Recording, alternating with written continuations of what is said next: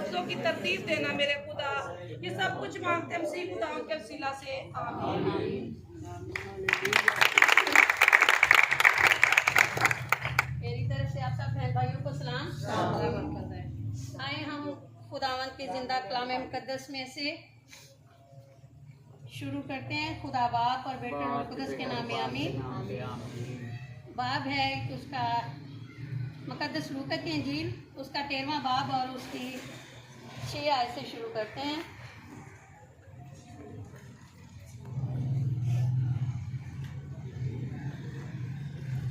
मुकद्दस लूका की इंजील, उसका 13वां बाब 6 आयत से निकाल लिया।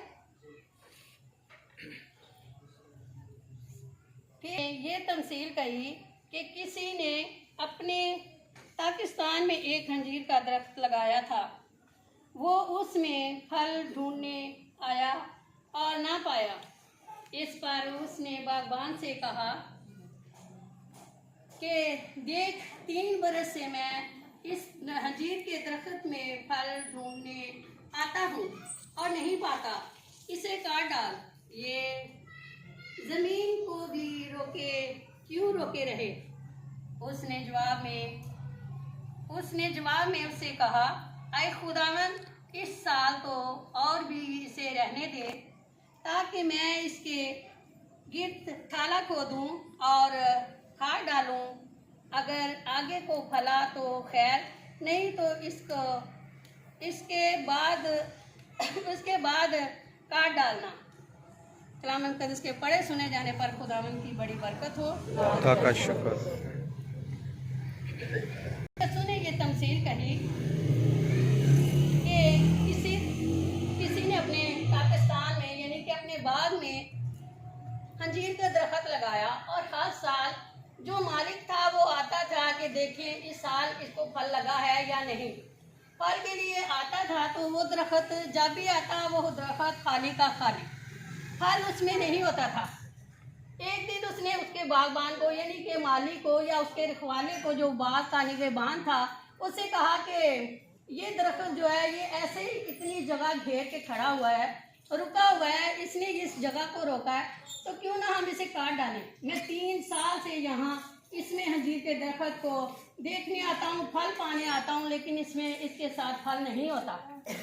तो उस बागबान ने यानी कि उस माली ने ये कहा कि ऐ खुदावंद, इस साल और रहने दे। जहाँ 3 साल हमने इसे रोका है, ये रुका रहा, अभी भी 1 साल और छोड़ देते हैं। मैं इसके इर्दा गिर्द दौर बनाऊंगा, पानी लगाऊंगा, गोटी करूंगा, खाद डालूंगा, इसकी खूब परवरिश करूंगा, खूब कोशिश करूंगा कि ये फल लाए। अगर फिर भी इस साल में ये फल ना लाया तो फिर हम इसे काट डालेंगे। ठीक है। और ये खुदावंद की ये तमसील ये है कि जब हम खुदावंद की हजूरी में आते हैं, कलाम को सुनने के लिए आते हैं, और फिर हम इस कलाम की जड़ अपने दिल में नहीं लगाते, हम फलदार नहीं बनते, तो उसका हमारा यहाँ चर्च में आना बेफायदा है।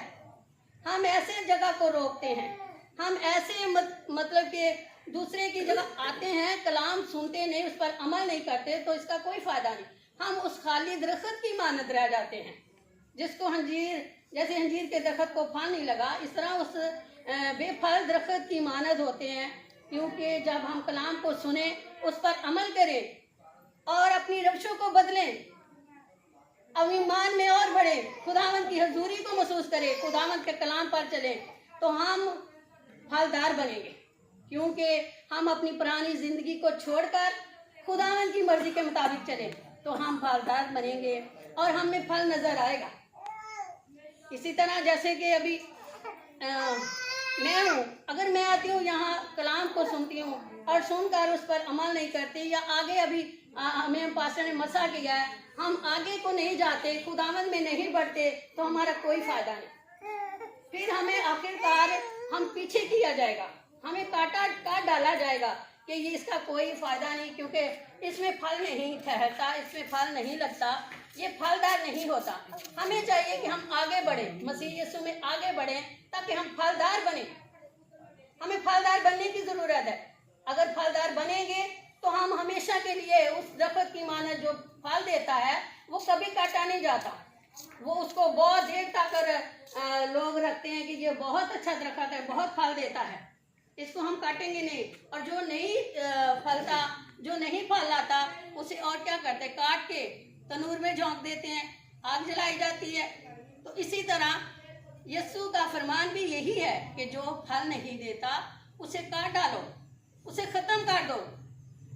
लेकिन इसका मतलब ये है कि खुदावंद का कलाम जो नहीं सुनते, नहीं समझते, फिर भी हमारे पास्टर जैसे माली, पास्टर खाले जैसे माली ये कहते हैं कि खुदावंद इस दफ़ा इसको इस जहान में रहने दे, इस दुनिया में रहने दे, मैं और कोशिश करूँगा, मैं इसके इर्द गिर्द दौर बनाऊंगा, पानी डालूंगा, गोडी करूंगा, खाद डालूंगा, ताकि शायद ये अभी इस साल को ये फलदार बन जाए।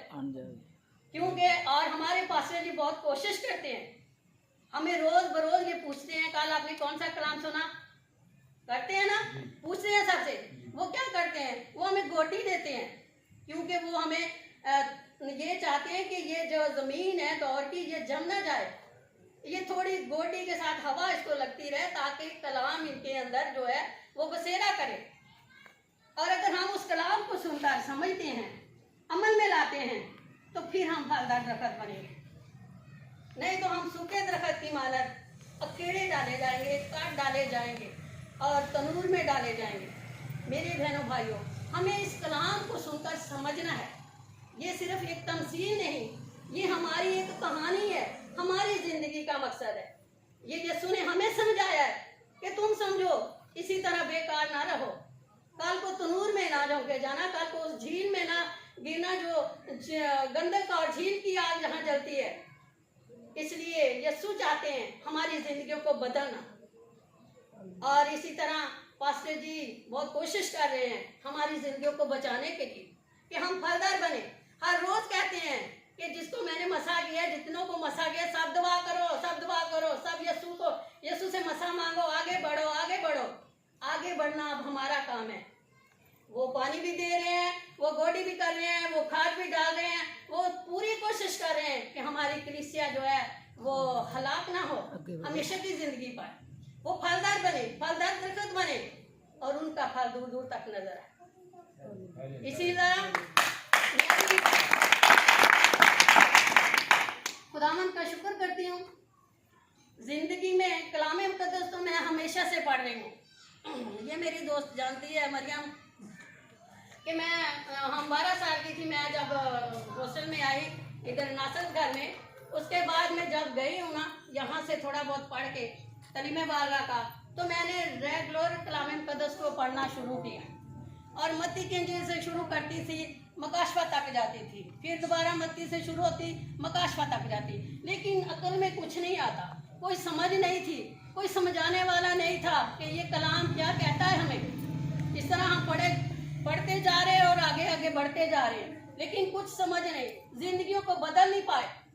मुझे इस बात का अफसोस है कि मैंने 40-50 साल जो है मुर्दों में गुजार दिए, क्योंकि जब तक इंसान मसीह में नहीं होता वो मुर्दा होता है। इसलिए मसीह यीशु कहते हैं कि लोग देखने को तो वो जिंदा हैं, लेकिन वो रूहानी तौर पर वो मुर्दा हैं। और मैं खुदावंद का शुक्र करती हूँ कि पास्टर खालिद के वसीला से आज मैं जिंदों में शामिल हूँ। खुदावंद का बार बार शुक्र अदा करती हूँ। खुदावंद ने हमें ये कीमती वक्त अता किया। अब हमारी कोशिश है कि हम फिर उन मुर्दों में शामिल ना हो, या यही के यही अपने आप को ना रोक लें, बल्कि आगे बढ़े, ताकि हमसे फल नजर आओ, हम फलदार दरख्त बने।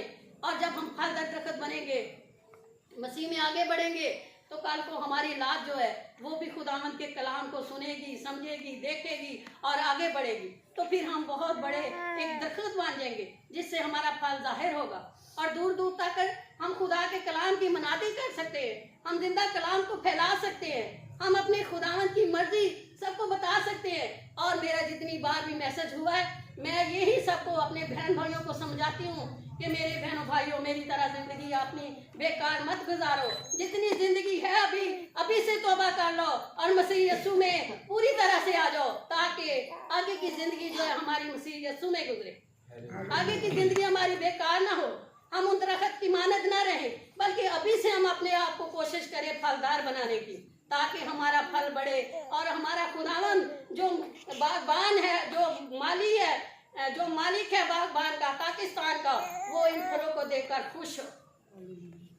इसलिए हम सबको चाहिए कि हम अपने खुदावन के इस कलाम पर तवज्जो दें। ये एक एक सिर्फ तमसील जो कही जाती है, वो तमसील सिर्फ खाली एक सुनाने के लिए नहीं होती, वो समझाने के लिए होती है।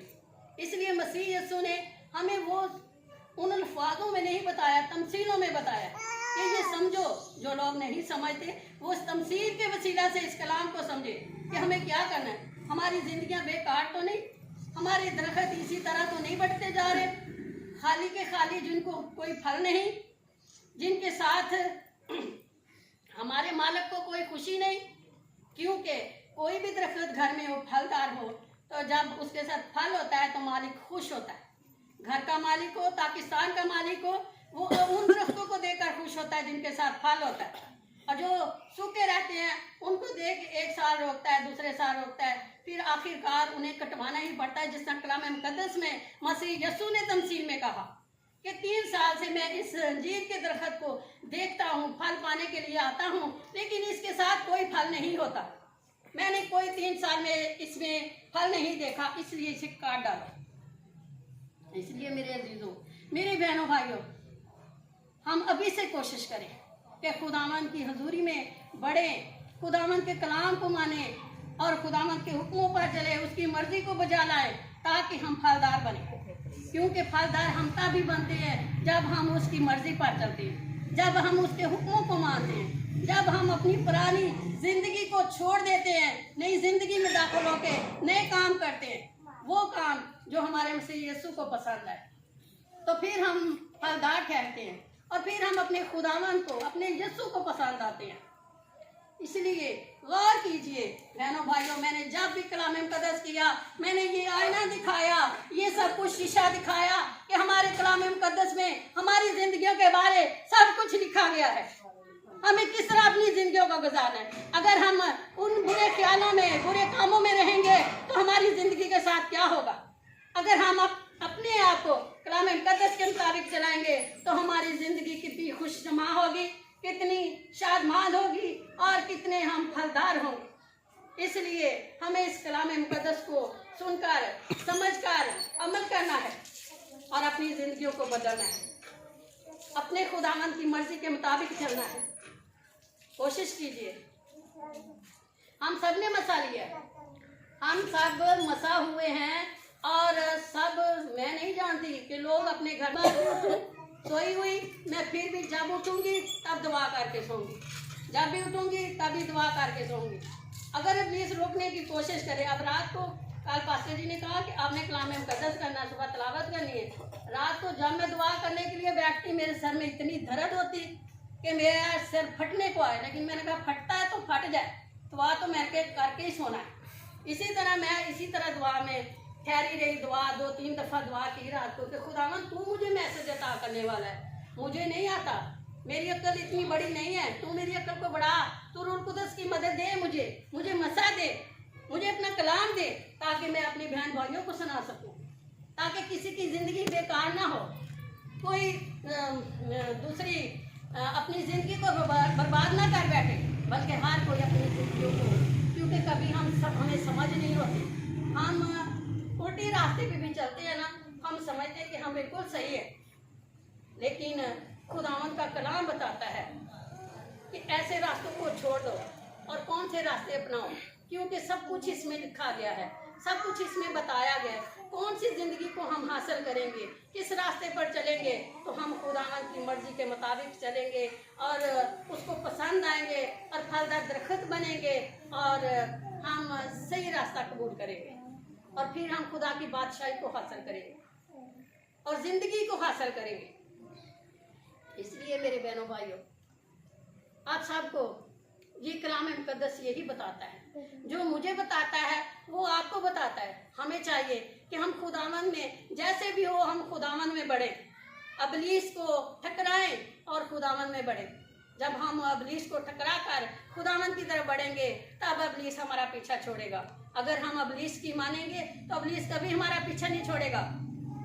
वो कहेगा कि थोड़ा सा मैं इसे डराता हूँ, थोड़ा सा मैं इसे सुलाता हूँ, तो ये मेरी बात को मान लेता है, इसलिए वो कभी पीछा नहीं छोड़ेगा जब तक उसे हम डंडा नहीं दिखाएंगे।